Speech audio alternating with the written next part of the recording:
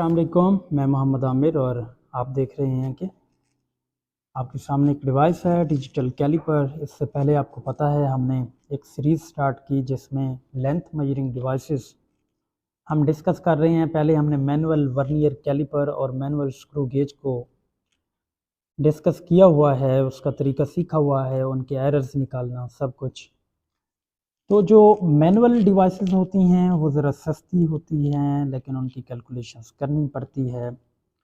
ये devices modern होती हैं, ज़रा महंगी होती हैं, ये प्रिसाइज भी ज़्यादा होती हैं उनकी निस्बत, और इनकी क्विक कैलकुलेशंस ऑटोमेटिक जो है वो आ जाती होती हैं। लेकिन ये महंगी होने की वजह से लैब्स में ज़्यादा नहीं होती, ज़्यादातर मैनुअल होती हैं क्योंकि वो ज़रा सस्ती होती हैं। तो इसका जो फ्रंट है, फ्रंट पे अगर आप देखें तो कुछ फीचर्स लिखे हुए हैं, रेंज लिखी हुई है ऊपर 150 मिलीमीटर, ये 6 इंच। इसी तरह से बैक पे भी कुछ फीचर्स हैं कि ये 1 मिलीमीटर का 100वां हिस्सा 100th of part of 1 millimetre की पैमाइश कर सकती है ये वाली डिवाइस। इसका लिस्ट काउंट यहाँ पे लिखा हुआ है। इस तरह यहाँ बॉडी पार्ट्स हैं वो आपने अच्छी तरह देखना है। हम वक्त ज़ाया नहीं करते, हम जो है वो मेन डिवाइस को ओपन करते हैं और फिर सीखते हैं कि कैसे इस्तेमाल करना है। ये उसका यूज़र मैनुअल है, इसको मैं स्कैन करके कॉपी लगा दूंगा, पढ़ लीजिएगा। ये डिवाइस, ये मेन डिवाइस है। अगर आप डिवाइस को देखें तो मेन स्केलिंग तो उसी तरह की है जैसे मैनुअल के ऊपर थी, लेकिन इसको हम ज़्यादा इस्तेमाल नहीं करते, बस कंफर्मेशन के लिए इस्तेमाल करते हैं कि वाकई ऐसा है भी सही कि नहीं है। जैसा कि यहाँ तक ओपन हुआ है, ये 46.85 मिलीमीटर बता रहा है, तो यहाँ पे हम अंदाज़ा हो जाता है कि हाँ 45 से आगे ही है, तो 46 पे है। तो बस कंफर्मेशन हो जाती है इस मेन स्केल से, वरना ये स्केलिंग ना भी की होती तो कोई ज़्यादा मसला नहीं है, क्योंकि इस यूनिट के अंदर सेंसर होता है और वो सेंसर इन मेन स्केल के अंदर की हर्डल्स को महसूस करके, उनको सेंस करके ये रीडिंग दे रहा होता है। तो इस स्केलिंग की ज़रूरत नहीं रहती, बस कंफर्मेशन के लिए हम इसे इस्तेमाल करते हैं। बहरहाल, तो इसके अंदर दो ही पार्ट हैं जैसा कि मैनुअल में होते थे। एक स्टैटिक पार्ट है ये वाला जो मूव नहीं करता, जिसको हम स्टैटिक रखते हैं। दूसरा मूवेबल पार्ट है जो स्टैटिक के ऊपर मूव करता है।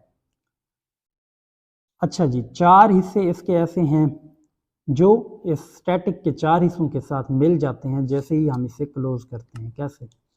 ये वाला हिस्सा इसके साथ मिलता है मूवेबल का स्टैटिक के साथ, तो उसी ही वक्त ये वाले दो हिस्से आपस में मिल जाते हैं। ठीक है, ये देखें, आ, ये देखें, ये आपस में मिले हुए हैं। इसी तरह से ये फेसेस आपस में मिल जाते हैं दोनों के, और ये जो डेप्थ ब्लेड है इसके पीछे वो इसकी मेन के साथ मिल जाती है। अब जैसे ही हम मूव कराएंगे, फ़र्ज़ कर लें यहाँ पे है, इसको हमने ज़ीरो कर दिया। अब हम इसको थोड़ा सा ओपन करेंगे, अगर 5.41 मिलीमीटर, तो जितना ये दोनों का आपस में डिस्टेंस आ गया 5.41, इसी तरह इस वाले कोने का और इस वाले ये वाला एज है इसका आपस में फ़ासला भी 5.41 है। इन दो फेसेस का फासला भी आपस में कितना बन गया? 5.41 बन गया। और इसी तरह डेप्थ ब्लेड भी बाहर की तरफ कितनी चली गई? 5.41 मिलीमीटर तक। तो इस तरह से ये 4 पार्ट्स हैं जो मुख्तलिफ़ किस्म की शेप्स के लिए हमें मुख्तलिफ़ तरीक़ाकार होता है इनको इस्तेमाल करने का, वो अभी हम सीखेंगे। ये जो बटन है ये किस लिए हैं? मिलीमीटर और इंच की कन्वर्जन के लिए हम इसे इस्तेमाल करते हैं। कि ये देखें, अगर इसे दबाएंगे तो ये इंचज़ में चला जाएगा, 1.269 इंच। अगर फिर दबाएंगे तो 32.24 मिलीमीटर आ जाएगा। लेकिन अगर यहाँ पे हम ये बटन इस्तेमाल करते हैं तो ऑन ऑफ के लिए होता है। अगर हम इसे इस्तेमाल करते हैं तो ये इसी पोजीशन को ज़ीरो कर देगा, इसके बाद में प्लस में वैल्यू आएगी और इससे पहले जो है वो माइनस में वैल्यू देगा। जहाँ भी आप इसे ये ज़ीरो करेंगे उसके बाद प्लस में और उससे पहले माइनस में वैल्यू देगा।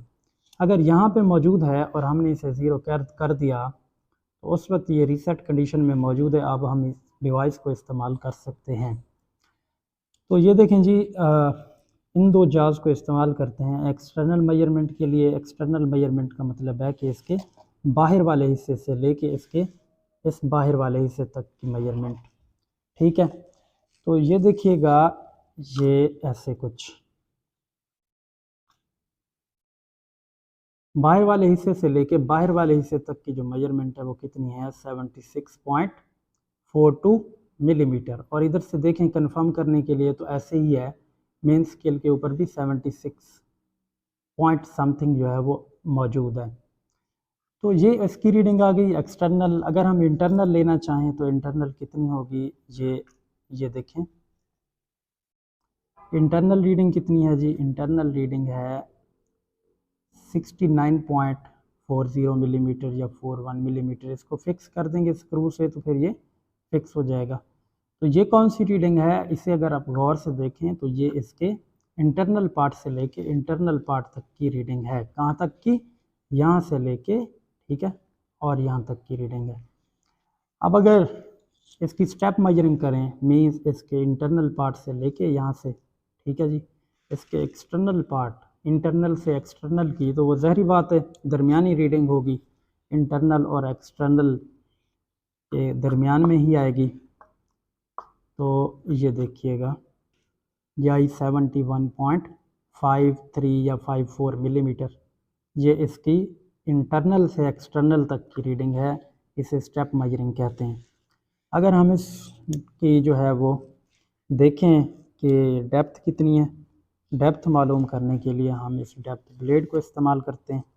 डेप्थ ब्लेड इस्तेमाल करते हुए यहाँ तक अगर हम इसे ले जाएं, ठीक है जी, ये देखें बिल्कुल सीध में, यहाँ तक अगर हम इसे ले जाएं 33.55 मिलीमीटर, और यहाँ से भी नज़र आ रहा है 33.55 मिलीमीटर ही है, कंफर्म हो गया। तो इस तरह से हम डेप्थ मेजरिंग कर लेते हैं। उम्मीद है आप समझ आ गई होगी कि इस डिवाइस को इस्तेमाल कैसे किया जाता है।